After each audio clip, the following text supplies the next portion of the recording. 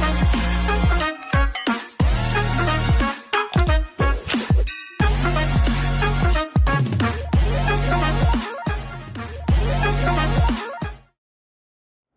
assalamualaikum warahmatullahi wabarakatuh. Selamat datang kembali di channel YouTube Lingkar.co. Bersama saya, pimpinan redaksi Lingkar.co. Seperti biasanya, kita malam ini berbicara soal ngomong birokrasi, politik, dan kemasyarakatan. Dan tentunya saya tidak sendiri, teman-teman semua. Saya bersama narasumber kita yang menurut saya ini narasumber yang paling unik tapi luar biasa. Kenapa saya bilang luar biasa? Karena masih kelihatan muda tapi sukses menduduki jabatan-jabatan yang strategis lah kalau menurut saya. Ya, kita perkenalkan saja, beliau ini bernama Haji Arnas Agung Andra Rasmara, SEMM. Oke Mas, bagaimana kabarnya Mas? Alhamdulillah Pak Pemret. Aku manggilnya apa nih? Mas. Mas. Mas aja ya. Iya. Jadi kita sama-sama panggil Mas. Alhamdulillah. Semuanya. Siap. Bulan puasa. Iya. Ya, ini kita bulan puasa, jadi ya harus tetap semangat Mas. Nah, kemudian ini Mas, saya mungkin untuk pertama, saya ingin penasaran nih Mas. Penasaran soal arti nama ini Mas. Kayaknya kalau bagi lidah saya tuh kayak susah menyebutkannya gitu. Ya.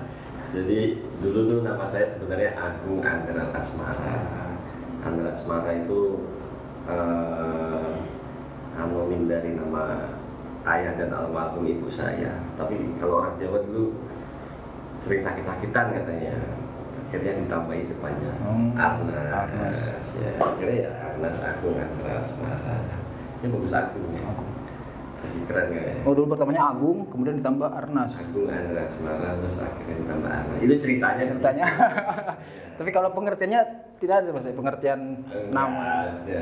Andra Rasmara anonim nama ayah dan ibu saya. Almarhum. Arnas dari mana ya? Mungkin karena dulu suka lihat film Eva Arnas.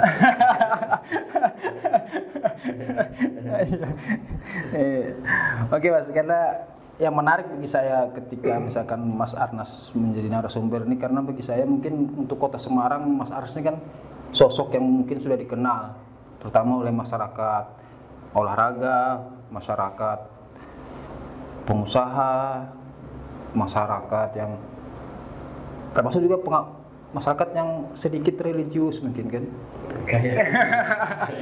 Jadi kenapa saya bilang begitu Mas? Karena Mas ini kan banyak punya apa namanya jabatan. Termasuk ada ketua Kadin, ketua Basnas, ketua KONI, dan lain-lain. Dan lain-lain. Nah, mungkin ini saja Mas, pertama apa namanya, kok bisa sampai bisa mau mengemban amanah-amanah yang bagi saya sangat luar biasa itu, apalagi menjadi ketua Basnas, ketua Kadin, KONI itu kan tidak memiliki hubungan satu sama lain. Artinya memang harus mempunyai apa namanya visi yang luar biasa. Pertanyaannya bagus sih Pak Pemret. Cuman kalau boleh cerita itu uniknya begini ya. Orang tidak paham bahwa saya itu sebenarnya suka berorganisasi sejak SD. Dari SD itu dulu waktu SD apa ya Pak? Pramuka ya.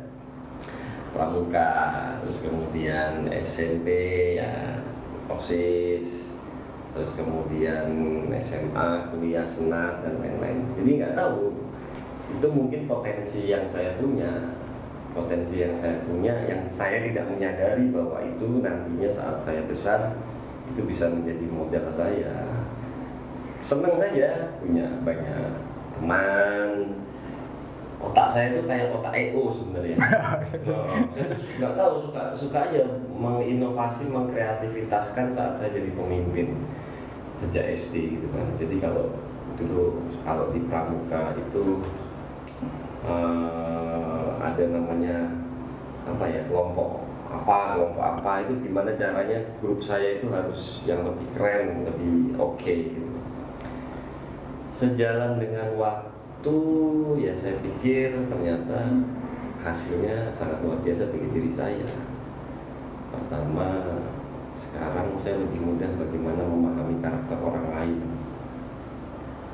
Jadi nggak berperan gitu kan, ketemu si A mungkin dengan sifat seperti ini harus saya harus begini gitu kan, ketemu si B yang sifatnya begini harus begini gitu kan. Jadi saya mudah memahami karakter orang lain.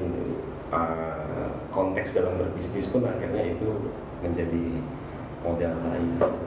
Kemudian tentunya apa ya Mas ya, lebih sabar kali ya, karena yang saya urus akhirnya kan banyak. Itu kayak pertanyaan seminggu yang lalu nih anak saya bilang, ya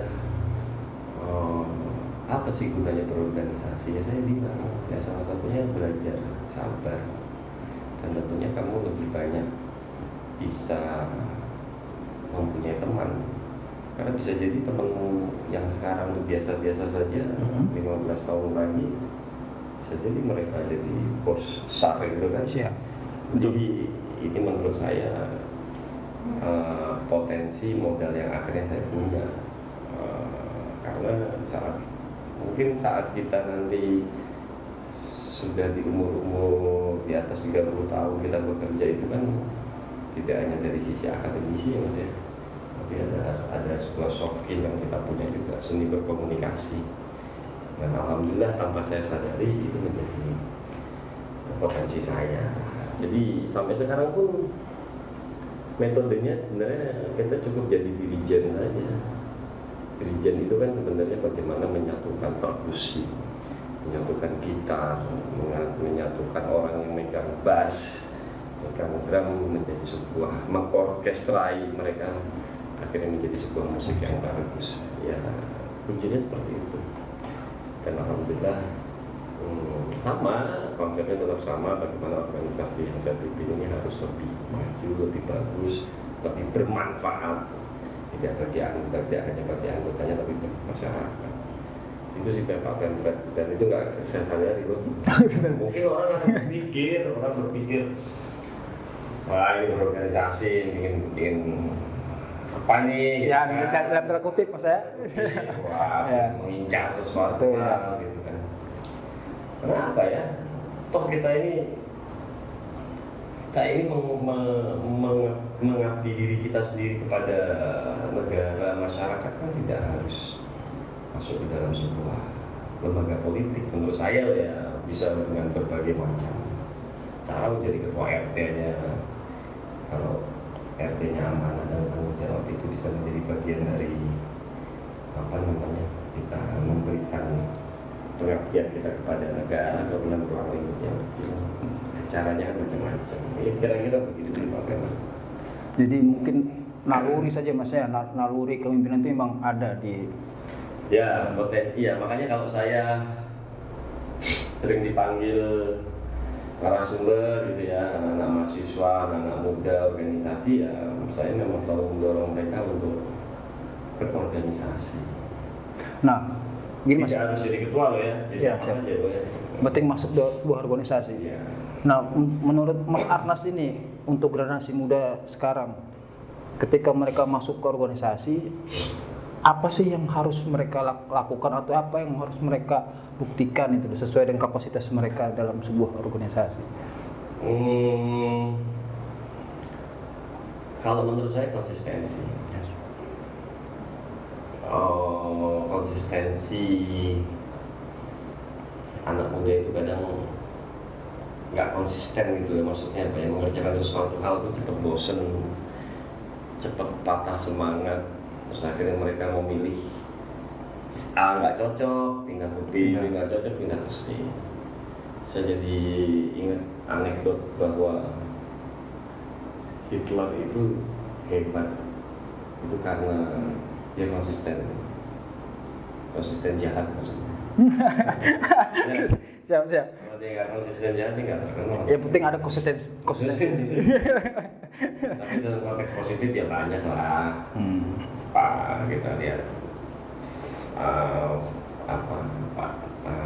presiden kita Pak Soekarno, pasti kan ada konsistensinya mereka yang akhirnya mereka jadi hebat. Pak Jokowi konsisten bikin jalan tol akhirnya jadi hebat, gitu kan, walaupun di pro dan kontra. Kalau itu kan pasti ada mas, pro dan kontra itu pasti ada. Nah, tapi yang penting konsisten.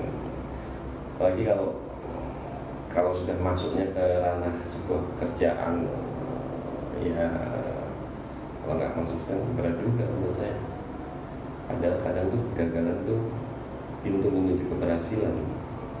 Kalau gagal kan kita bisa mengevaluasi. Ya.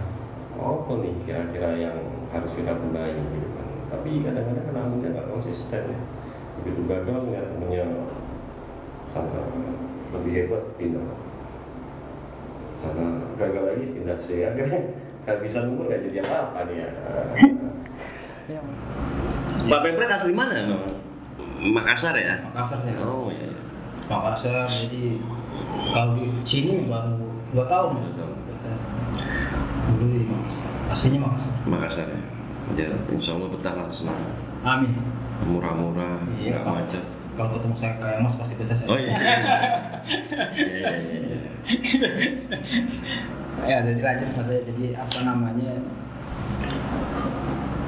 Ini kan mas ini kan banyak tadi saya kembali lagi ke, karena saya terus terang masih penasaran karena terus terang mas saya itu baru pertama ketemu orang seperti Mas Arnas ini yang masih muda ya, tapi bisa memban amanah dari beberapa macam organisasi. Nah bagaimana cara Mas Arnas untuk membagi tips kepada teman-teman Lingkar.co meluangkan waktu antara seluruh organisasi yang Mas Arnas pimpin sama keluarga, sama orang dekat, nah otomatis kan akan berkurang lah waktunya, begitu mas? Enggak, alhamdulillah. Satu tadi berbagi peran. Terus saya tuh alhamdulillah kalau maghrib harus pulang. Ini teman-teman saya hafal sih. Kalau saya bilang, pokoknya sesibuk-sibuk apapun kita, kalau di Semarang sih ya maksudnya, pokoknya kalau jam 5 itu saya harus pulang. Nanti kalau malam mau pergi lagi nggak apa-apa, tapi paling tidak family time itu di luar weekend ya maghrib itu ya kan, ya bisa beribadah bersama, bisa makan bersama, habis itu mau keluar lagi nggak masalah. Ya itu apa ya mas ya, berarti apa ya, disiplin juga ya. Tapi kuncinya ya mau berbagi peran itu, saya nggak masalah mas. Kadang pengurus saya itu lebih terkenal dari saya, akhirnya saya juga nggak masalah kok. Dan saya jujur ya, saya banyak menciptakan teman-teman yang di kepengurusan saya ya, di apapun itu ya. Dan akhirnya mereka memakai networking saya katakanlah gitu ya, jaringan saya, terus akhirnya mereka lebih hebat, lebih sukses, ya nggak masalah. Kan kita juga dapat pahalanya kan. Jadi ya jangan iri ya, maksudnya ya sudah itu jalan. Jadi pernah sih satu momen saya bilang gini sama istri saya, kamu mau nggak saya lebih hebat gitu kan? Mau, tapi kamu kehilangan waktu. Saya kehilangan waktu itu maksudnya bisa jadi saya dari pagi sampai malam baru pulang gitu kan, melobi kan, lobi ini gitu kan. Ya istri saya, tapi kalau kamu merasa cukup ya sudah gitu kan. Ya dia bilang ya saya cukup lah katanya. Saya bilang sama dia gitu. Kalau ngeliat, saya suka mencontohkan sih perbandingan teman-teman saya, dia kerja sampai malam, kalau keluar kota 3 hari baru pulang. Ya harus ada konsekuensinya gitu kan. Ya, tapi saat dia bilang cukup ya gitu kan, ya sudah ya kalau cukup ya saya pikir ya dengan model style seperti ini gitu kan. Yang penting kita juga jangan kehilangan momentum kita sama keluarga, sesibuk-sibuk kita. Iya dulu saya ingat ini mas, pengalaman saya dulu. Saya sempat dibilang istri saya itu punya istri kedua. Karena nggak pernah pulang. Karena terlalu fokus di pekerjaan. Akhirnya lupa bukan lupa waktunya itu Ya. lebih banyak di pekerjaan daripada. Padahal sebenarnya kita itu mau kayak gitu untuk menyenangkan Iya sebenarnya. warga kan. Intinya kan sama juga akhirnya kan. Ya kan? Cuma oh iya saya langsung kok bisa jadi. Iya kan? Makanya saya kaget ketika ditanya begitu. Mas ini punya istri kedua, saya bilang, oh tidak. Tidak, saya istrinya 3. Paling banyak gitu. Oh iya, itu artinya kita harus bisa membagi waktu. Iya. Ya, nggak salah sih Mas, kan harga diri seseorang laki-laki suami itu kan di saat kita bisa membahagiakan anak istri kita kan, nggak salah juga sebenarnya. Tapi satu sisi kalau konsekuensinya terlalu sibuk, kita juga kehilangan momentum lihat ketemu keluarga juga, ketemu anak-anak. Padahal saya cuma satu masuk profesinya, pimpinan redaksi. Apalagi Mas Arnas yang banyak sekali. Pimpinan redaksi kan mencari berita. Saya tuh sehari itu bisa 3 atau 4. Kan berarti kan biasanya kan ke kantor dulu, kantor saya sendiri, terus baru kan tanda tangan banyak nih. Ya sebenarnya sih jabatan saya tidak hanya 3 itu, ada Ya, 5 atau 6. Nah, cuman yang banyak tanda tangan tuh 3 ini. Jadi semua tak bagi tanda tangan dulu ke kantor ini, tanda tangan gitu kan. Sore masih bisa, kadang masih bisa olahraga, masih bisa. Ya pokoknya malam mau ketemu lagi lobbying seseorang, yang penting tuh maghrib itu harus pulang. Kalau saya loh ya, karena mungkin kalau Mas Pak Pemri kan rumahnya jauh ya, Ungaran ya. Kalau saya kan karena masih di pusat kota, mungkin saya masih bisa pulang lah, kira-kira seperti itu. Nah kemudian dari sekian banyak organisasi yang Mas ini, nah mungkin ini pertanyaan pribadi saya. Yang mana yang paling ribet Mas diurus? Dari Kadin, KONI, Basnas, kemudian apalagi BP2KS, segala macam itu. Yang paling ribet. Ribet kali. KONI paling. KONI itu mungkin kayak apa ya? Karena kita memakai dana hibah pemerintah yang sangat besar. Basnas juga, tapi kan Basnas konteksnya kan kita seperti lembaga sendiri yang mengelola dana zakat infak sedekah. KONI sih Mas. KONI. Saya tuh 10 kali ditawarin jadi ketua KONI itu, baru ke-10 saya bilang iya. Jadi orang-orang gak ada yang paham. Kali ditawarin, 2 kali tawarin, 3 kali tawarin, gak mau. Saya tanya istri saya. Kebetulan pas itu, KONI sebelumnya itu lagi ada masalah sebelum saya. Terus kedua, pas saya ditawarin itu lagi ada permasalahan di beberapa KONI kabupaten kota dan di KONI pusat kalau nggak salah. Itu kan membuat keluarga, orang-orang terdekat saya, ya janganlah gitu kan. Jadi 10 orang yang saya tanya, itu 9 bilang jangan. Ya bayangkan Pak. Berarti lebih banyak menolak daripada menolak. Terus ya sudah, akhirnya saya bertemu beberapa orang, saya istiqaroh lah. Akhirnya kesimpulannya adalah kalau tugas saya adalah bagaimana membuat KONI ini lebih baik, ya udah kita ambil. Indikatornya cuma satu, bagaimana dari 10 orang yang dulu bilang 9 itu jelek, kita rubah dari 10 orang itu bilang 9 itu baik. Jadi mimpinya. Nah, karena punya mimpi kan harus punya target. Mimpin organisasi itu harus punya target gitu kan. Makanya saya selalu bilang sama teman-teman, anak-anak muda, kamu ya kalau jadi ketua organisasi jangan pernah sekalipun mementingkan kepentingan pribadi. Harus organisasi. Loh, kepentingan pribadinya kapan Pak? Nanti ngikutin. Kalau organisasi ini berhasil, itu semua ngikutin kok. Gak usah kamu cari, itu pasti ngikutin. Dan alhamdulillah di KONI, ya walaupun belum sempurna, paling tidak yang saya sukai sekarang, yang menurut saya ini menjadi reward bagi saya dan pengurus, bahwa kita bisa melakukan efisiensi besar-besaran di KONI dari sisi anggaran.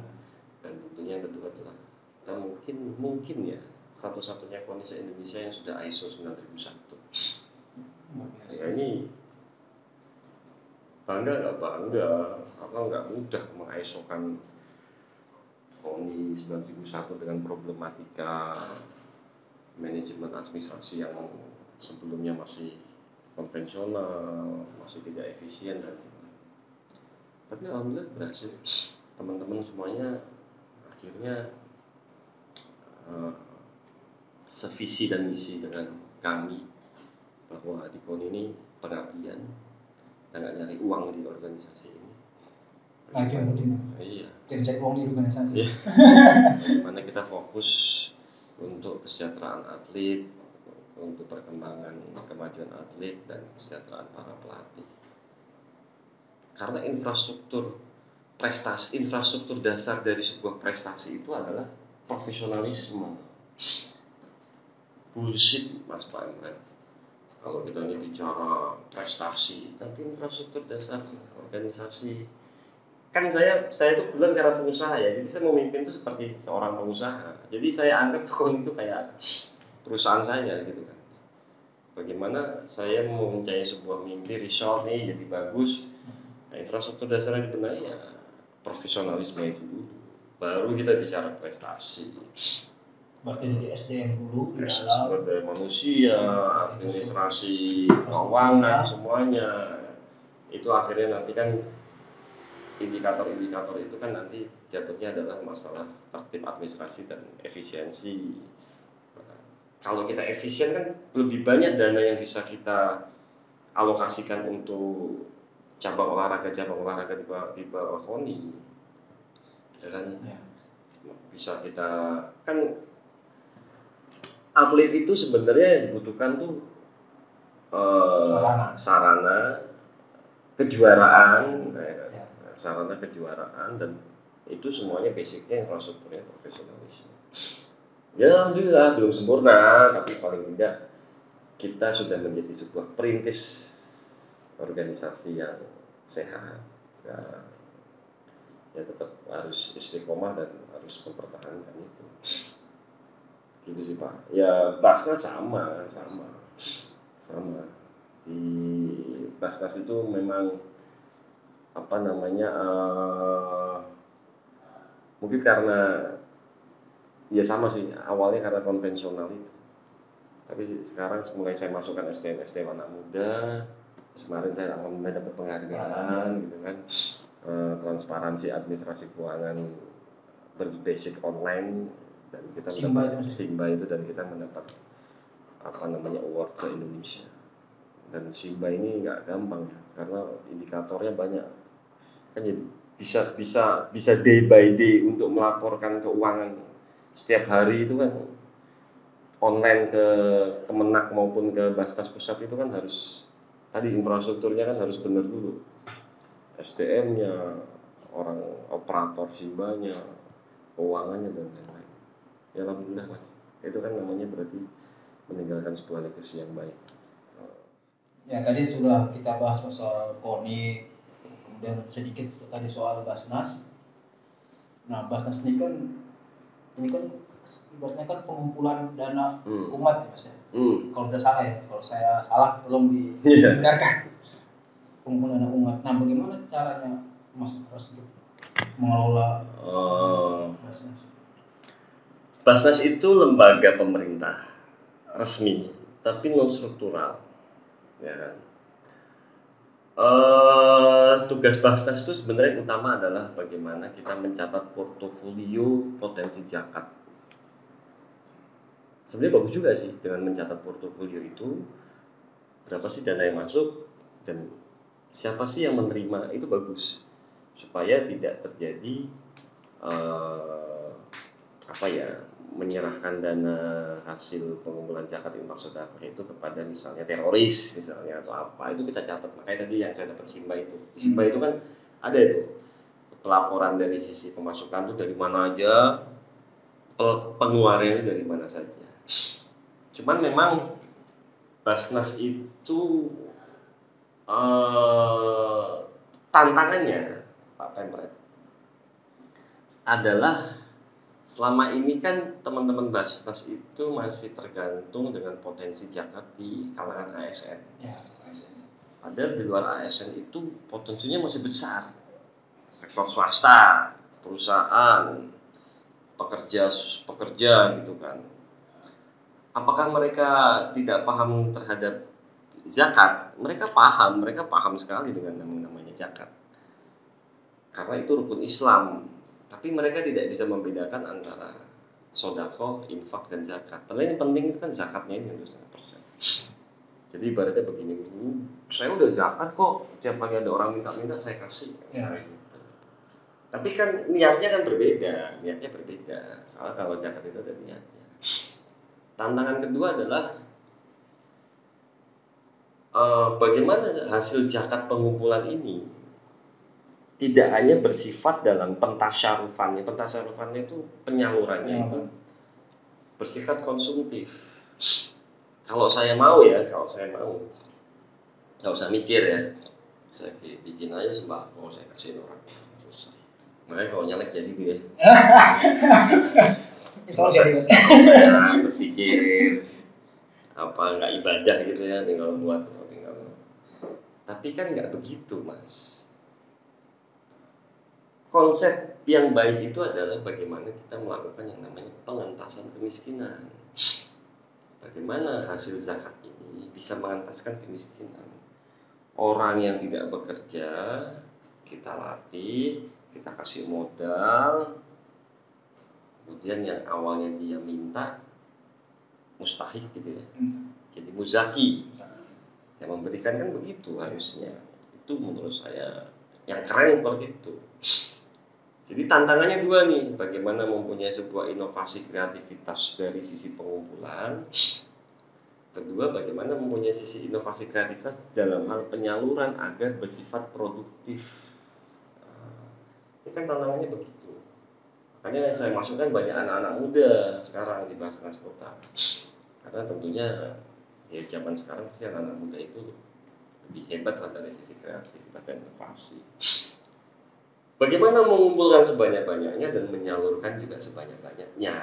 Kira-kira seperti itu si Pak Pemret. Nah ini tantangannya tuh seperti ini. Dan ke depan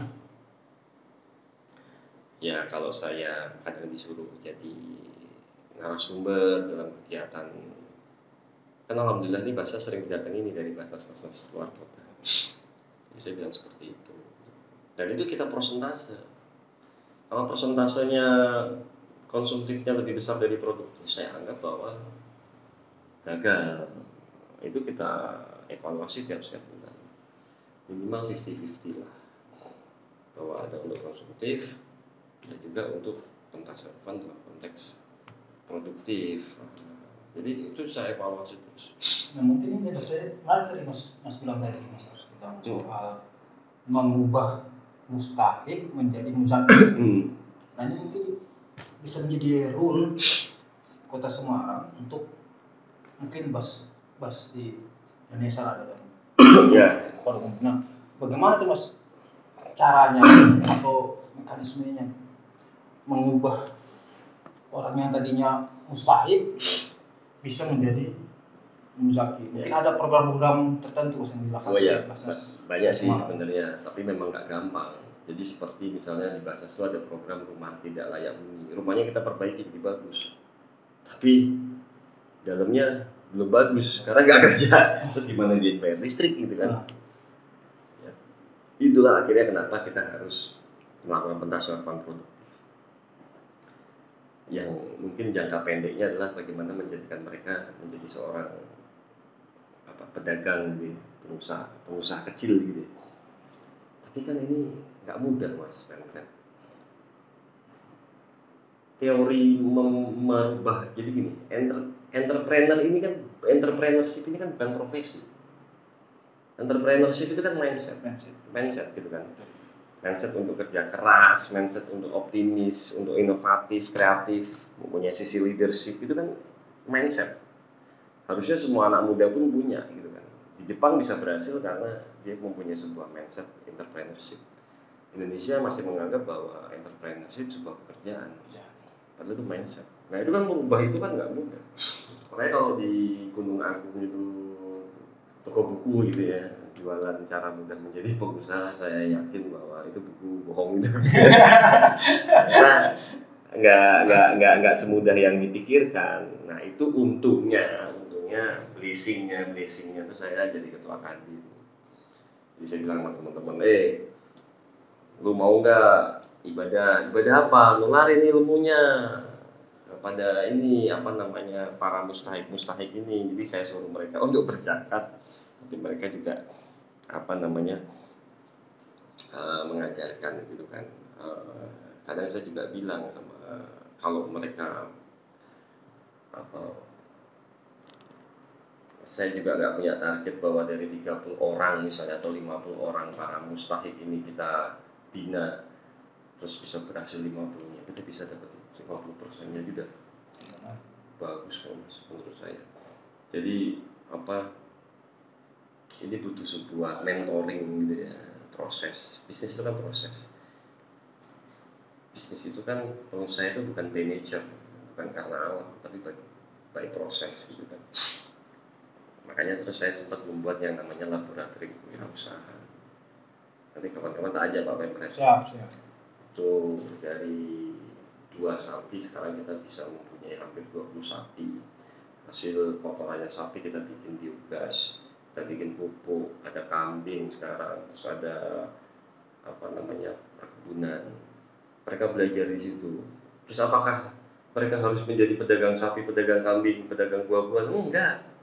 Tapi mereka kita ajarkan bagaimana nih bekerja, mempunyai skill entrepreneurship itu loh. Habis itu mereka merasa siap, mereka ingin bekerja untuk menjadi tukang handphone, tukang martabak, tukang apa aja sesuai dengan skillnya mereka, silahkan. Tapi kan di situ mereka kita ajarkan dari hulu ke hilir bagaimana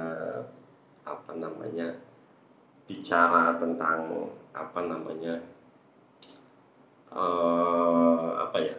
bicara mengenai bahwa mereka harus kuat dan mampu bertahan dan mempunyai sebuah pemikiran leader, mempunyai pemikiran entrepreneur kalau mereka mau sukses. Jadi saya bilang itu kemarin itu saya baru membuat 32 gerobak itu namanya Jet Chicken. Saya bilang, kamu tahu nggak, makhluk yang paling sukses itu bukan yang paling kuat. Makhluk yang paling sukses itu adalah makhluk yang mampu bertahan dengan yang namanya perubahan, beradaptasi, survive. Saya bilang gitu. Makhluk yang paling kuat itu bukan yang paling ganteng, paling keren, paling anaknya orang kaya, tidak. Siapa yang mampu survive, bertahan, itu menurut saya oke zaman sekarang seperti itu. Ya alhamdulillah dari 32 gerobak kemarin yang kita coba 70%-nya berhasil. Itu program Basnas itu? Basnas bikin kayak KFC, tapi kayak KFC tapi namanya Jet Chicken. Itu di Semarang? Di Semarang. Dan keberhasilan ini akhirnya banyak ditiru oleh Basnas lain dalam sisi pelatihan, manajemen dan lain-lain. Mungkin itu cara Mas Arnas melalui Basnas untuk menumbuhkan spirit entrepreneur itu ya? Iya. Kita tuh bukan pala, kita tuh nggak mungkin lah mas. Maksudnya, terus saya berpikir bahwa apa yang kita lakukan tuh pasti semua berhasil. Enggak juga sih Pak Pemret. Ya minimal dari 30. Iyalah. 30 gitu kan. Kita kan juga bukan Superman gitu kan, yang bisa menyelesaikan semua permasalahan kan. Tapi paling tidak ada sebuah effort. Bagaimana kita mau do something, mau merubah orang dari mustahik menjadi muzaki. Capek gitu kan. Karena hampir tiap hari itu mentoring dia, Pak, saya ada kendala ini Pak, ada kendala ini Pak. Ya udah kita dengerin aja. Kita ajak duduk bareng, diskusi gitu kan. Harus begini, saya bilang gitu. Kadang saya bilang, kamu jadi pengusaha, ya kalau jadi pengusaha kumpulnya sama pengusaha, saya bilang gitu. Kalau dari kumpul kan nanti mereka bisa cerita nih, saya ada problem ini ya, saya ada problem ini nih, caranya begini ya. Ya makanya sering kita kumpulkan mereka ini. Ya alhamdulillah. Ini mau bikin laboratorium kewirausahaan buat para santri-santri rencana. berapa itu semacam kelompok Mas ya? Kelompok, Iya. kelompok. Iya. Orang itu kadang lucu ya kalau ada yang nanya apa usaha yang paling oke Pak saat ini gitu kan. Usaha yang oke saat ini ya menurut saya nggak bisa kita memilih usaha apa yang oke. Saat kamu ingin belajar usaha, kamu masuk dalam sebuah lingkungan pengusaha HP, ya mungkin bisa jadi kamu jadi pengusaha HP. Kamu ruang lingkupnya dalam sisi media, ya kamu jadi pengusaha media. Tapi bagaimana saat kamu menjalankan usaha itu kamu melakukan dengan perubahan-perubahan yang visioner, yang kreatif kan gitu loh Mas. Dan yang penting konsistensi. Betul bos, setuju. Ya kalau pemanu kita misalkan jadi pengusaha ini A, B, C, tapi kalau kita tidak konsisten kan juga tidak mungkin tidak jalan semestinya kan. Betul. Oke. Dulu gitu santai-santai dulu. Nah, tadi kan soal konsistensi. Kalau untuk entrepreneur kan, kalau pejabat ya butuh integritas lah. Kalau Mas bilang tadi butuh idealisme kalau anak muda. Idealisme ya. Ya ini ya kembali lagi tadi ke soal Basnas. Nah ini bagi saya terobosan yang menarik bagi saya ketika misalkan Basnas Kota Semarang bikin program yang sangat langsung ke sasaran. Nah, apakah hanya sebatas itu Mas program dari Basnas atau ada yang lain misalkan kalau dia keahliannya misalkan dia di digital maka dijalankan untuk teori itu digital segala macam atau yang lain. Iya. Yang penting kan kalau zakat itu sesuai asnaf ya, sesuai asnafnya apa gitu kan. Jadi makanya kan saya itu menyadari bahwa sumber daya manusia di Basnas itu kan juga tidak banyak gitu kan. Jadi makanya saya tuh terbuka lebar sama stakeholder yang lain. Lingkar.co pun kalau mempunyai sebuah inovasi atau kreativitas dalam konteks pentasarupan produktif, gak apa-apa kita kerjasama gitu kan. Saya butuh itu kok, Saya tadi siang ketemu sama ikatan istri dokter Indonesia. Ya saya juga bilang sama Bu, gak apa-apa. Tapi tolong diarahkan sesuatu hal yang produktif. Tapi bukan berarti yang konsumtif tidak kita jalankan gitu, tetap gitu kan. Nah konteks kewirausahaan itu ya banyak ya, apalagi sekarang dengan kondisi zaman now misalnya ya, zaman now sekarang yang memang mengharuskan kita mengerti soal tentang teknologi informasi teknologi digital marketing dan lain-lain gitu kan. Jadi apa ya Mas ya, mungkin bisa jadi bahwa kalimat yang tadi saya bilang bahwa kita ini orang yang mampu beradaptasi adalah orang yang paling hebat. Coba kita flashback gitu ya, kita mencoba flashback 10-15 tahun yang lalu mungkin ada teman-teman saya masuk ke perusahaan masuk ke fakultas teknik misalnya, karena mereka berpikir bahwa akan terjadi sebuah pembangunan. Ternyata pandemi menghancurkan karir mereka. Ada teman saya yang masuk fakultas perminyakan karena mereka berpikir bahwa orang tua saya kerja di perusahaan minyak kaya. Tapi ternyata sekarang semua udah lebih banyak kayak namanya environment hijau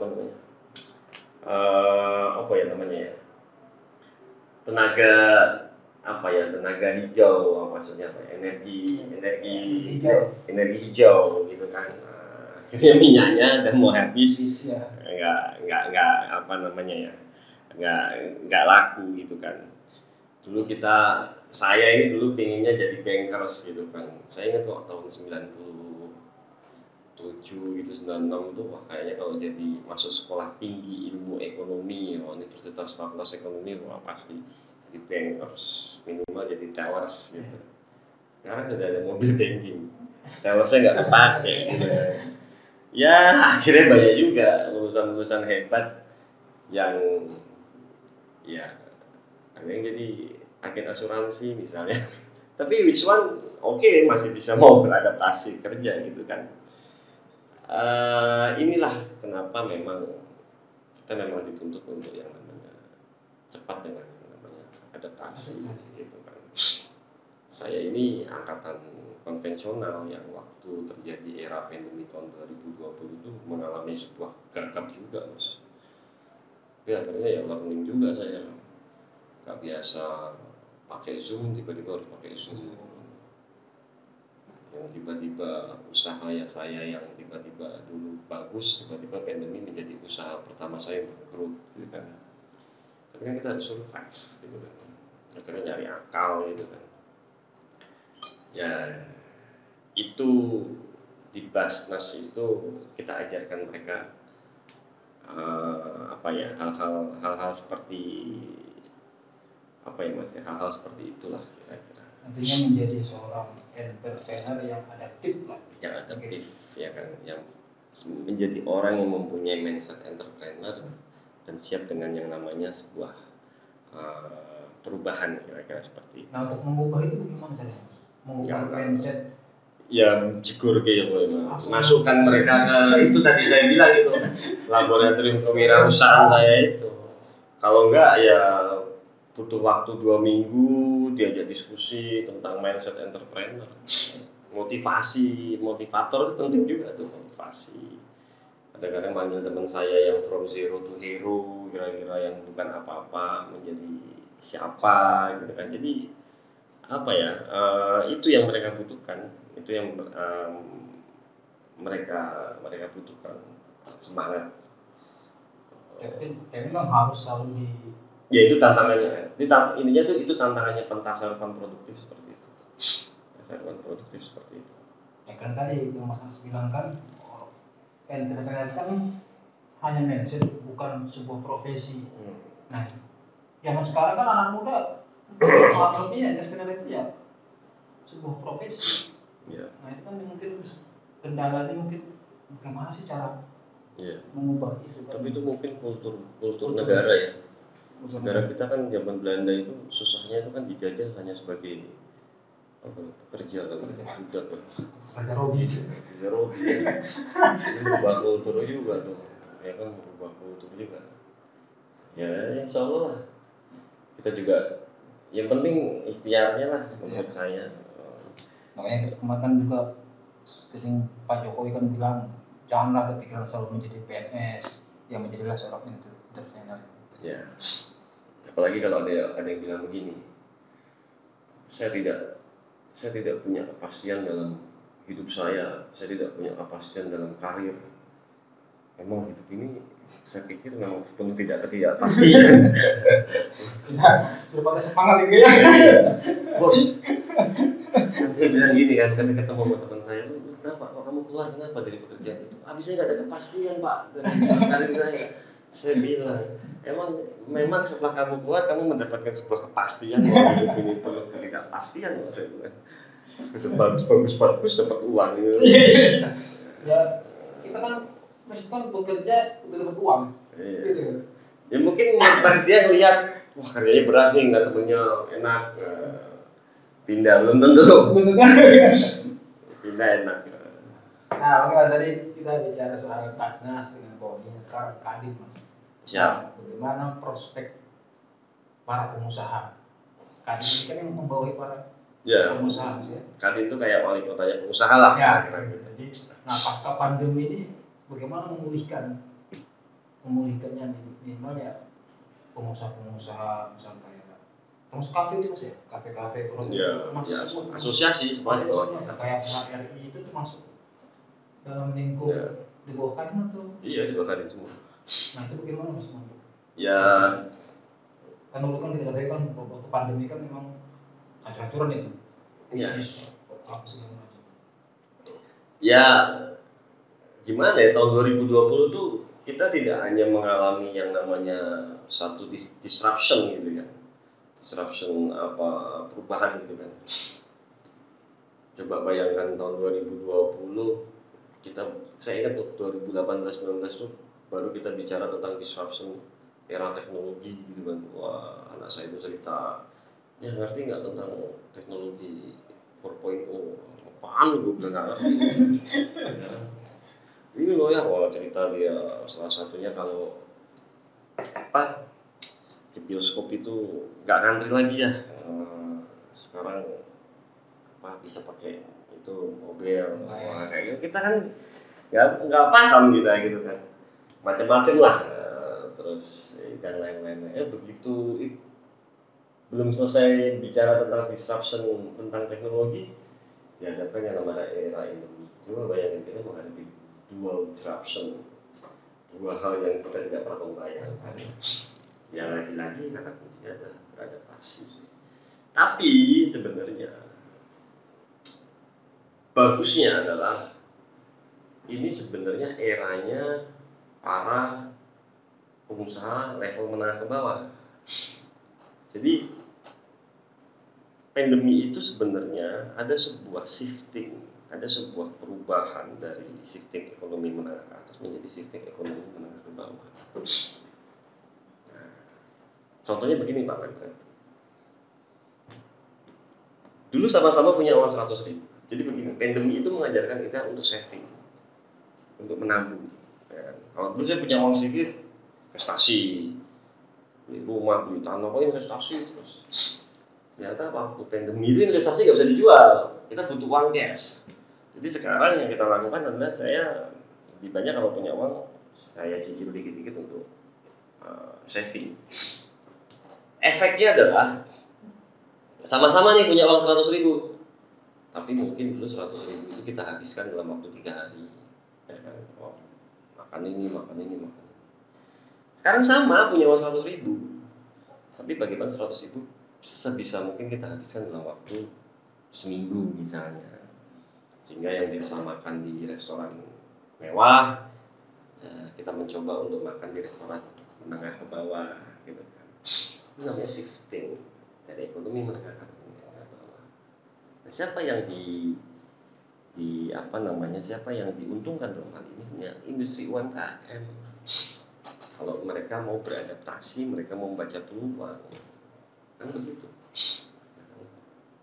Semua teman-teman saya di media sosial zaman sebelum pandemi itu, kalau di Instagram, di Facebook, muncul liburan ke Singapura, Eropa, orang-orang kaya semua tuh.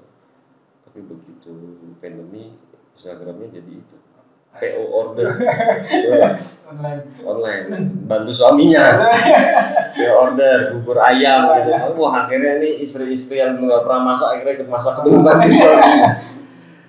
Masuknya nggak ya kan? Nah, kayak gitu Mas. Nah, itu harusnya menjadi sebuah blessing bagi para teman-teman UMKM kalau waktu itu bisa memanfaatkan. Terus bisa banyak hal. Saya punya usaha itu yang akhirnya saya buat outdoor misalnya, karena saya tahu masa depan tuh kayaknya kesehatan nomor 1 nih. Orang pada takut juga di indoor. Akhirnya kita buat kesehatan tapi kita buat outdoor gitu kan, misalnya begitu. Ya memang harus berinovasi gitu. Banyak hal sebenarnya Mas. Nah, kalau teman-teman pengusaha itu alhamdulillah ditolong waktu pandemi itu oleh kebijakan pemerintah, khususnya Pak Wali Kota waktu itu. Pak Wali Kota itu benar-benar menurut saya, pemerintah kota benar-benar memberikan sebuah kebijakan yang sangat-sangat tidak memberatkan. Mungkin Semarang kota yang jarang lockdown kayaknya, maksudnya enggak parno gitu loh. Kita menyesuaikan dengan kebutuhan para pengusaha. Kadang-kadang kita ngumpul sama pemimpin daerah, kita ditanya, kamu pengennya apa? Ya Pak, ini harus tutup jam 8 gitu kan. Ya sudah, jam 10. Pak, kita nggak boleh jualan gini, nggak boleh ada tamu. Ya sudah, jualan tapi 50% ya gitu. Jadi ekonomi dan kesehatan berjalan beriringan. Nah, itu akhirnya yang membuat tahun 2021 pertumbuhan ekonomi di Semarang yang lainnya masih minus, Semarang malah 5,2%. Itu naik atau berapa? Naik. Jadi kan waktu 2020 semuanya itu pada pertumbuhan ekonomi semua kota kabupaten lah, provinsi down. 2021 masih. Tapi karena kebijakan yang tepat, yang lainnya masih 1%, di bawah 1%, Semarang malah 5,2%. Itu karena ditopang oleh yang namanya kebijakan regulasi yang tepat. Nah, kebijakan regulasi yang tepat itu datangnya dari mana? Dari balik lagi parenting leadership.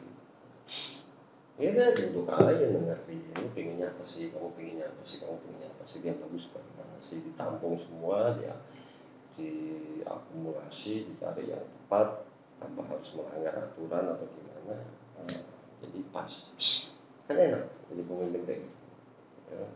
Ngapain sudah jadi pemimpin, ngapain sih pusing-pusing kita membuat sebuah aturan yang menurut kita baik, belum tentu orang lain baik, ya kan, begitu dari pemerintah. Saya ingat dulu sebagai ketua KOM pernah disambati ya, disambati itu dikeluhkan oleh seorang pengusaha ini daging ikan. Ini pemerintah membuat gedung pasar ikan, tapi dia nggak mau mendengarkan keinginan para pengusaha ikan. Percaya nggak Pak Pemret? Yang namanya pasar ikan itu kan banyak air. Ya. Itu pasarnya dibuat ini keramik. Ya kan? Yang ada orang jatuh semua, licin kan? Itu kan hal kecil yang sebenarnya kadang para pemimpin itu tidak mempunyai sebuah sisi parenting leadership. Kan cuma dengerin aja. Pengennya gimana sih? Oh, lantainya dibuat yang nggak licin ya. Catat. Udah. Selesai. Dan pasti dipakai kok. Orang itu hasil dari keinginan para pengusaha. Lu jangan ngarang-ngarang sendiri. Simpel kan sebenarnya. Kebijakan itu mas, itu tadi mengarang-arang. Ya ngarang-ngarang untuk kepentingan pribadinya, ya, bukan untuk kepentingan masyarakat. Ya sebenarnya aturannya kan nggak, maksudnya ini kan tidak perlu harus mempunyai sebuah teori yang berat-berat ya. Asal kita mempunyai sebuah empati gitu kan. Empati ini kan pelajaran basic ya. Maksudnya saya pikir semua orang paham gitu. Tapi kenapa ya kadang orang tuh harus tidak melakukan itu ya gitu ya. Pengennya menang sendiri gitu kan. Pengennya dominan. Ya, tidak laku lagi. Sering terjadi itu. Pemimpin yang mau dominan tuh biasanya sering terjadi itu. Ya, tapi kayak gitu. Oke, jadi ya itu adalah soal. Nah sedikit mas mau menyinggung, karena saya baca di riwayat hidup mas ada soal ketua pariwisata. Oh, BP2KS. BP2KS itu ya pariwisata dan promosi pariwisata, tapi itu sudah diakomodir oleh Kadin. Oh sudah, jadi kan di Kadinnya juga ada bidang pariwisata juga. Kalau di BP2KS itu sebenarnya hanya fokus pada masalah bagaimana mempromosikan pariwisata yang ada di Kota Semarang, ikut membantu mempromosikan. Kuncinya satu, bagaimana masyarakat disuruh mencintai kotanya. Ya, Jogja itu hebat, Jogja, Bali, menurut saya Solo ya, oke lah. Maksudnya masyarakat itu bisa cinta sama kotanya, ya kan, sehingga yang jelek-jelek itu nggak ditampilkan. Dulu saya ingat tahun 2010-2012 masyarakat Semarang itu nggak ada yang cinta sama kotanya. Banjir sedikit 5 menit aja diviralkan. Terus saya tuh sering loh kecele berwisata ke Jogja. Kayaknya tuh gambarnya keren gitu, begitu tak datengin gitu-gitu doang gitu kan. Wah, apa yang hebat, tapi itu bagaimana rasa masyarakat sana cinta terhadap mungkin cinta terhadap budayanya. Tapi sekarang udah saya lihat bahwa masyarakat Kota Semarang ini masyarakatnya sudah mulai cinta, apalagi pembangunannya juga sudah hebat gitu kan. Ya, bangga lah ininya tuh sekarang jadi wong Semarang ini kita bangga. Dari mana dari Semarang? Wah keren tuh, wah seneng kan gitu. Soalnya cantik tuh. Iya, artinya kalau Kota Semarang ini saya rasa sekarang sudah mulai bisa bersaing dengan kota-kota. Sudah. Ya, Di Kadin itu ada ada kegiatan itu tour of city ya, tidak hanya di dalam Indonesia tapi di luar negeri. Responnya sangat bagus dengan kemajuan Kota Semarang. Mereka juga apresiasi terhadap kebijakan-kebijakan perizinan yang mudah, tidak dikenakan birokrasi yang rumit. Ya walaupun tetap ada ya Mas ya, itu oknum ya, tapi mereka appreciate Kota Semarang. Oke, luar biasa. Minum dulu ya Bos. Siap Mas. Tahu Mas kalau mau makan apa? Ya, enggak ada nasinya. Masuk ke nasi? Enggak. Jadi di sini aja. Ya itu tadi Mas. Nah ini Mas mungkin ya kalau saya menurut saya itu kan organisasi itu kan ada namanya organisasi bisnis, ada organisasi profesi, ada organisasi sosial. Nah mungkin Mas ini sudah termasuk dalam 3 hal itu. Sudah masuk organisasi juga, organisasi sosial juga, organisasi bisnis juga. Satu lagi Mas tanya. Organisasi politik. Saya udah tebak nanyanya gitu. Ya, ini kan Mas. Biasanya dalam tanda kutip Mas. Yang ini pengalaman juga saya ketemu orang-orang biasa ya Mas. Secara umum begini kok ngerokok aja. Kalau ditanya kayaknya sakit perut. Secara umum gitu Mas. Saya lihat itu kan hanya sebagai batu loncatan yang namanya organisasi yang profesi, bisnis maupun sosial itu. Ya puncaknya ya ke sana, intinya itu ke politik.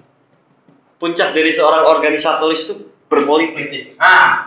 Itu yang sering saya dengar. Saya juga akhirnya saya dengar begitu. Nah, apakah Mas Akasih juga termasuk orang yang seperti itu? Itu tadi yang puncak karir seorang organisatoris adalah berpolitik. Ya, ya kita hidup juga berpolitik ya sebenarnya Pak Pempret ya. Kita kan hidup berpolitik ya. Saya pernah ngobrol sama istri. Udahlah ya nggak usah berpolitik. Kan politik itu pasti analogikanya pasti hal-hal yang negatif.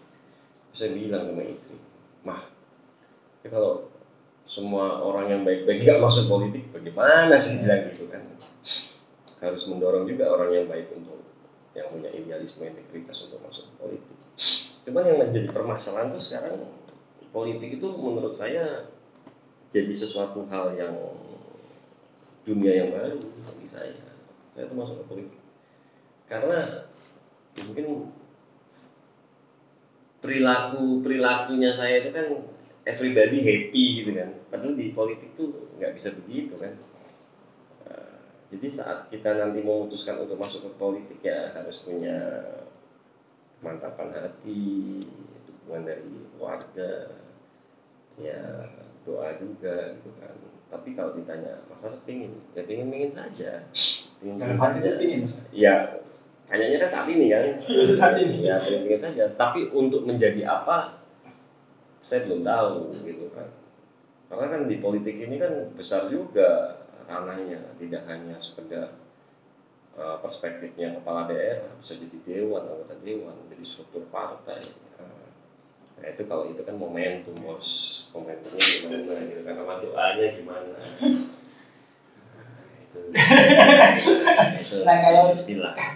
Kalau memang disuruh milih Mas, milih mau jadi kader partai atau langsung jadi calon, baik itu legislatif maupun jadi calon. Ya 2024 kayaknya sudah semakin dekat ya.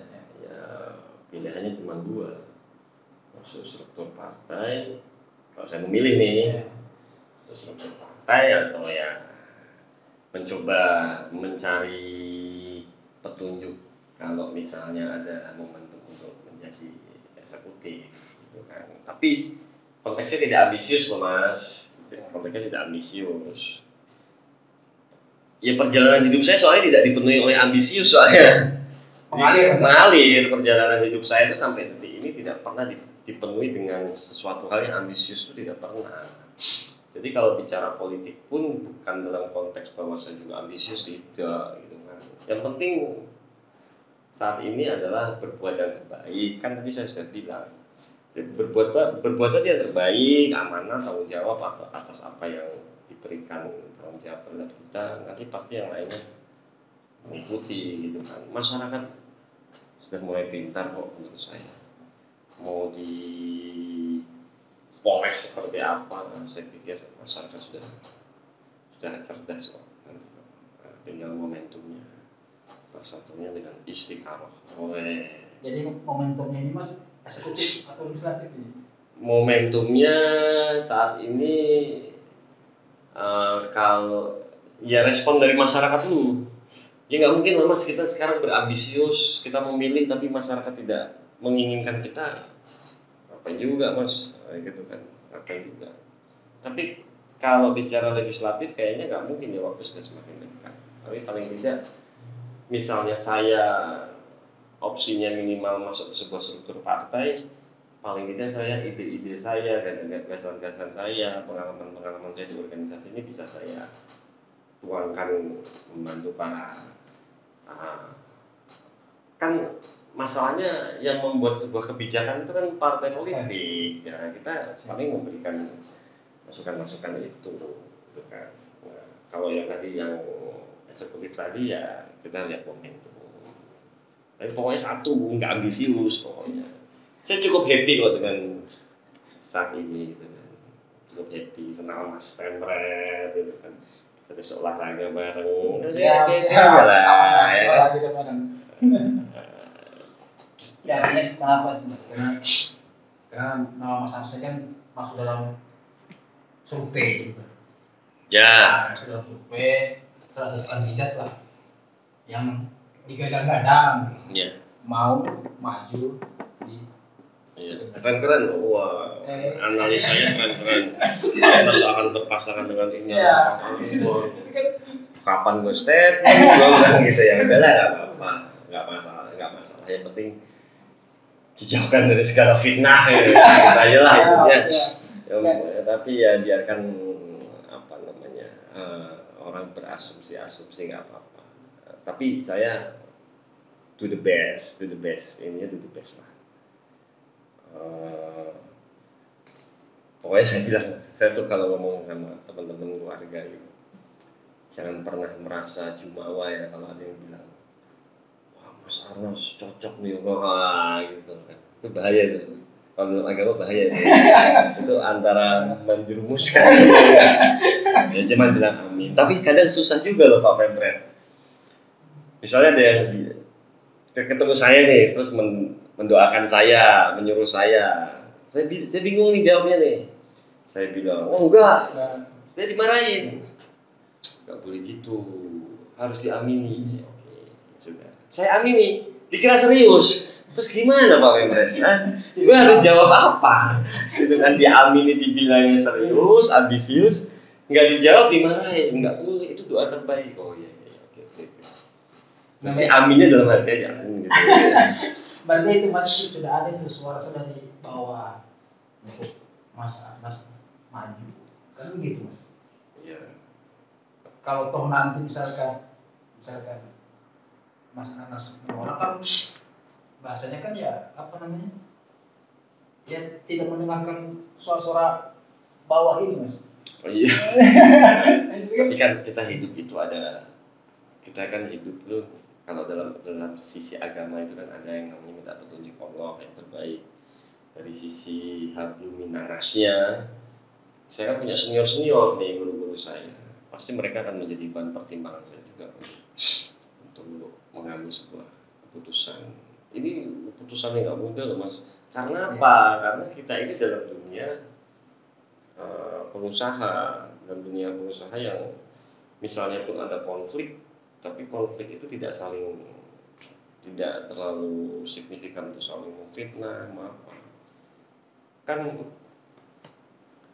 ya harus merubah mental loh Mas. Jadi politik itu merubah mental. Itu konteks parenting leadership itu juga nggak mudah loh.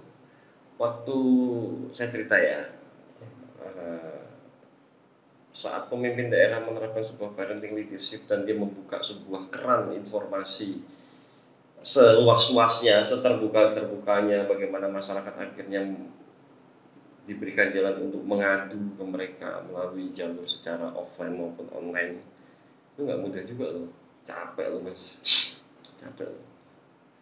Saya pernah ya dikasih tahu ceritanya sih Pak Pepret. Saya nih isengnya dia ngeluh, aduh, saya tuh tiap pagi tuh buka. Saya tuh pernah ada satu masa setiap pagi bangun pagi itu kayak trauma, karena kayak jadi tempat sampah. Pagi buka itu, yang masuk. Ada yang masalah olahraga, ada yang masalah pengusaha, ada yang masalah macam-macam tuh. Terus minta bantuan, ada yang orang hamil minta dibayarin rumah sakit, padahal saya nggak menghamili gitu kan. Gue kagak ikut menghamili, disuruh bayarin gitu kan. Pusing kan. Terus ada cerita aja sih, ada seorang orang partai bilang, udahlah Nas, cuekin aja gitu. Saya melakukan itu. Tapi tahu, malamnya saya nggak bisa tidur. Saya nggak bisa tidur Pak Pemret. Saya cuma berpikir begini, iya kalau benar, ya kan? Iya kalau benar, ya kan? Ternyata memang dia membutuhkan saya, kan gitu.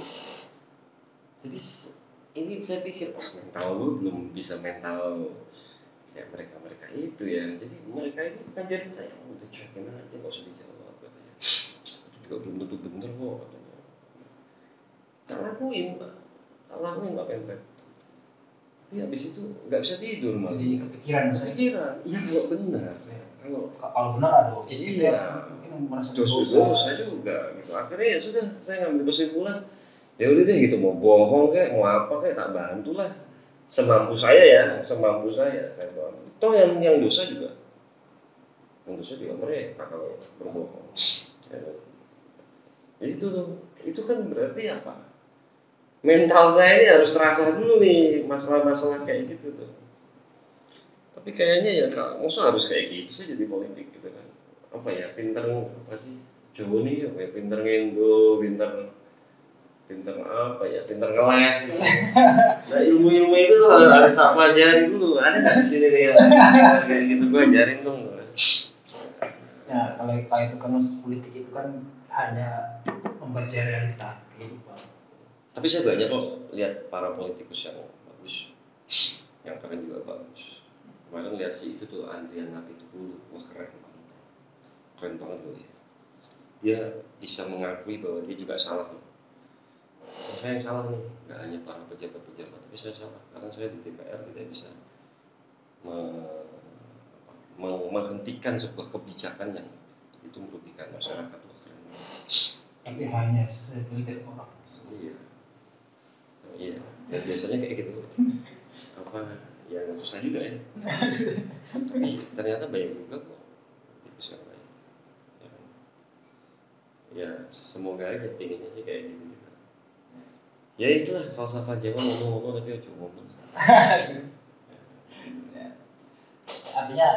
Artinya kalau suatu saat misalkan, mungkin tinggal setahun lagi mas. Setahun lagi.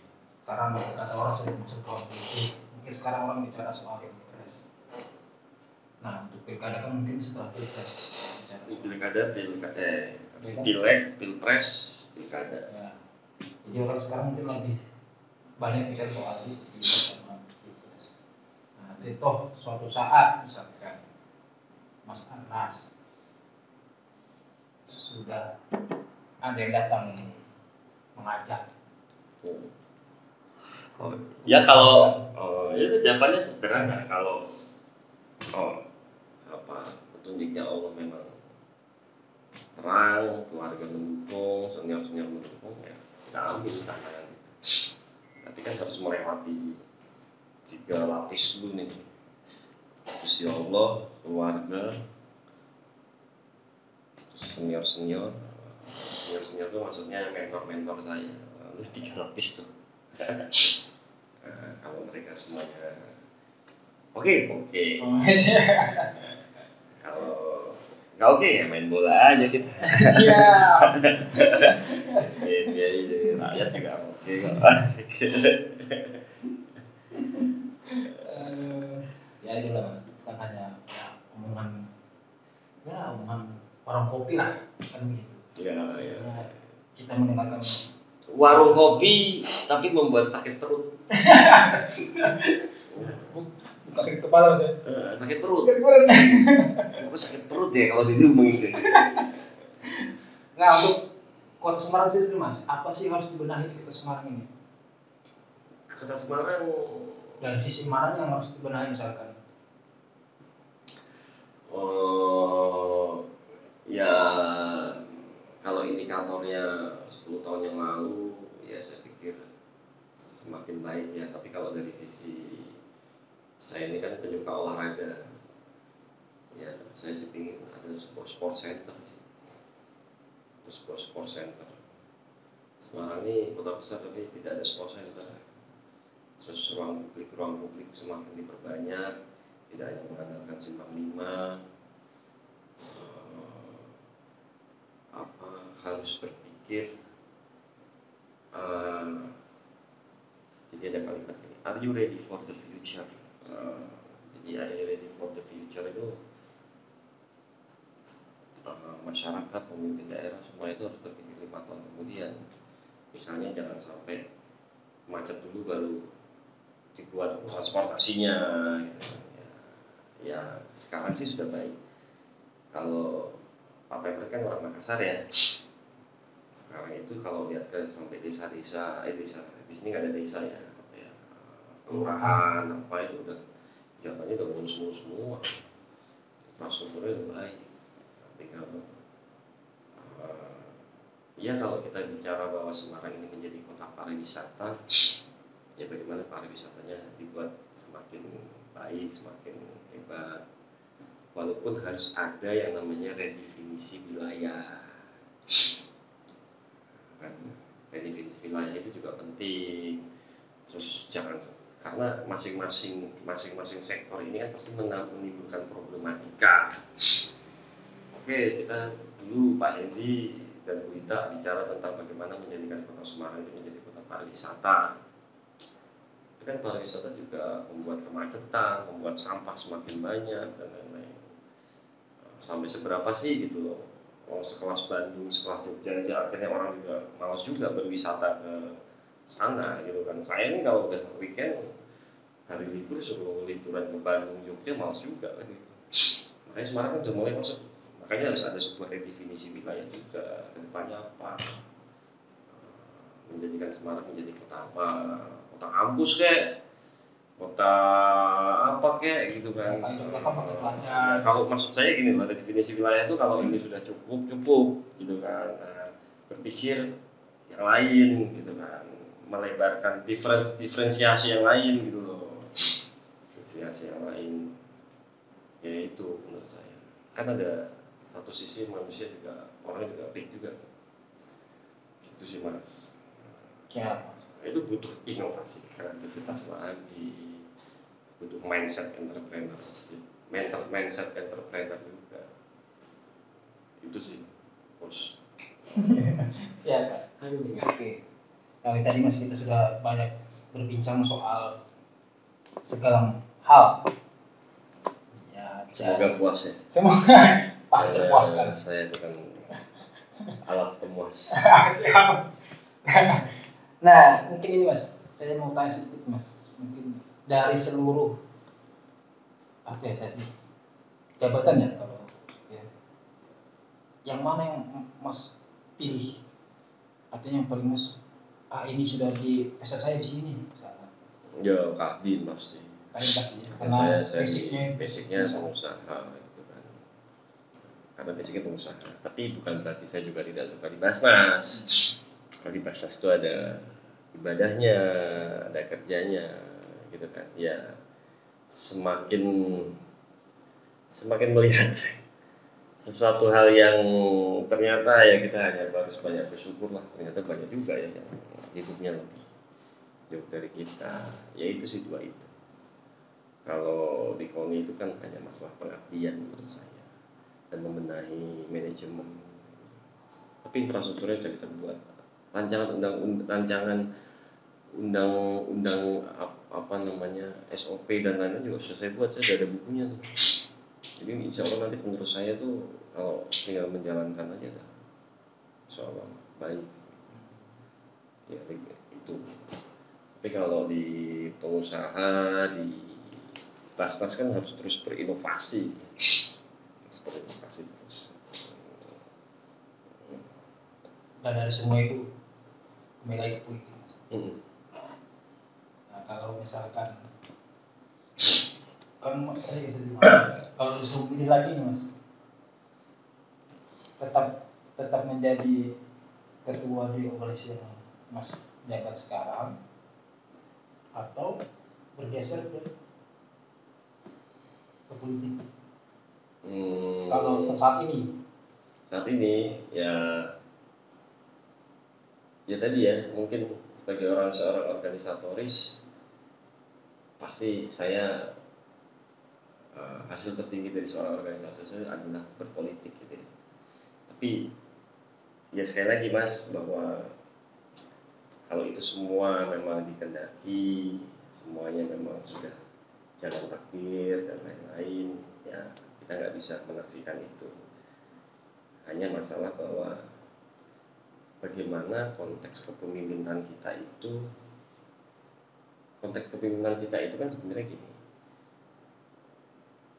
kita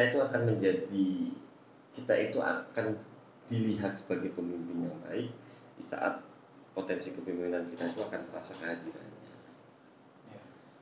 Dari sisi kredibilitasnya, bagaimana kepercayaan diri dalam menyelesaikan semua permasalahan, dan ketenangan dalam menghadapi sesuatu hal, kesabaran, dari sisi konektivitas, karismanya gitu kan. Itu kan kalau 5 indikator itu terpenuhi, ya saya yakin bahwa potensi kepemimpinan kita ini akan terasa kehadirannya. Tapi sebelum itu kita dapatkan, kita harus melalui sebuah elektabilitas, disukai oleh masyarakat atau enggak gitu kan. Ya kita teriak-teriak ingin jadi pemimpin daerah, jadi dewan, tapi kalau partai nggak ada yang mau kita, masalahnya kan saya bukan orang partai. Di Basnas itu kan tidak boleh menjadi, sebenarnya ini tidak boleh menjadi, itu sih sebenarnya secara administrasi saja ya, tapi tidak boleh menjadi pengurus partai yang aktif, sehingga ditakutkan kalau menyalahi gitu. Tapi sebenarnya di beberapa daerah banyak juga, tapi itu kan dari sisi administrasi saja. Saya doain aja mas hal-hal tersebut. Yang penting tuh bisa bermanfaat lah bagi masyarakat. Pak Pemret. Nah bicara soal kebermanfaatan kepada masyarakat, mungkin terakhir mas, pesan-pesan untuk generasi muda sekarang dalam hal soal kepemimpinan, dalam soal menjadi seorang entrepreneur atau segala macam lah. Apa sih yang menjadi pesan dari seorang Mas Arnas? Pertama menurut saya, kalau bicaranya mengenai, kalau saya selalu bilang saya tuh suka learn something new gitu, mencoba belajar sesuatu hal yang baru gitu kan.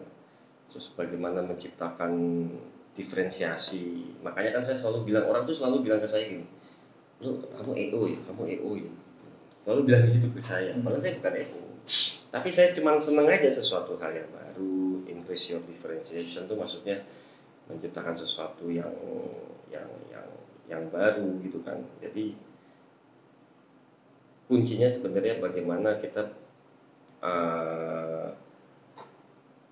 belajar dari semua orang. Jadi dari anak buah kita, dari orang-orang sekitar kita, dari siapa, kalau saya menjadi pengusaha ya dari supplier kita, dari bos kita. Jadi konteks mentoring itu sebenarnya tidak harus mentor itu harus yang lebih kaya, lebih hebat dari kita. Bisa bisa jadi mentoring itu kita menemukan sesuatu hal yang new, yang baru itu dari orang yang mungkin bisa jadi cuma biasa-biasa saja. Banyak loh, saya sering alami. Saya lagi bikin sebuah usaha baru, tiba-tiba tukang parkir saya bilang begini, Pak Arnas itu harusnya kayak gini nih Pak Arnas, harusnya ditambahin ini. Oh iya benar juga ya, kan gitu. Kan banyak sesuatu hal yang kita temukan, itu namanya itu mentoring. Jadi tidak perlu kita tuh bicara mentoring, harus orang sekelas kayak Rul Tanjung, Sandiaga. Kita itu hidup seperti main catur Mas. Kadang orang yang melihat tuh bisa lebih pintar dari kita. Ya, betul. Kadang kita lihatlah sekelas Ronaldo, sekelas pemain bola yang hebat aja, kalau yang lebih pintar yang nonton TV, ya kan. Ronaldo salah ngoper, kita goblok-goblokin. Wah, goblok, harusnya ngopernya ke kiri, kalau kiri gol gitu kan. Paling hebat aja. Sama kayak main catur kan. Ya, itulah kenapa kita memang harus Mas, open mind. Ya, humble. Let's be humble and open mind. Mau menerima semua kritikan, masuk menciptakan sebuah komunikasi dua arah. Gak boleh ada dendam, gak boleh ada iri. Itu doa saya tuh. Setiap doa ini cuman tiga hal yang saya hafal tuh. Jangan iri, jangan dendam, jangan punya penyakit hati. 3 gitu. Walaupun aplikasinya susah juga ya. Tapi itu yang saya selalu ingat gitu. Terus itu kata yang saya soalnya. Kamu kalau doa apa terserah apa aja. Tapi 3 itu harus kamu ucapkan. Terima kasih ya, Bos. Saya juga terima kasih. Jam 3 pagi, nggak lagi sama. Ya, ini baru kali ini ya. Orang ngajakin podcast jam 3 pagi. Tak terasa waktunya mau berakhir. Oke, teman-teman penonton setia Ngobrolcast Lingkar.co, itu tadi obrolan kita sama Mas Arnas soal konsep kepemimpinan, organisasi, kehidupan, bayarnya mahal kan saya. Intinya adalah hindari namanya penyakit hati. Oh iya. Ngomong jauh-jauh. Dan sebelum kita tutup podcast hari ini, saya ingin mengutip perkataan seorang penulis, konsultan manajemen dan ekolog sosial yang sering disebut oleh Bapak Manajemen Modern, Peter Drucker. Beliau mengatakan, kepemimpinan yang efektif bukanlah tentang berpidato atau diskusi atau juga disukai, tapi kepemimpinan ditentukan oleh hasil, bukan atribut. Terima kasih. Wassalamualaikum warahmatullahi wabarakatuh. Top. Alhamdulillah. Terima kasih. Selamat sahur.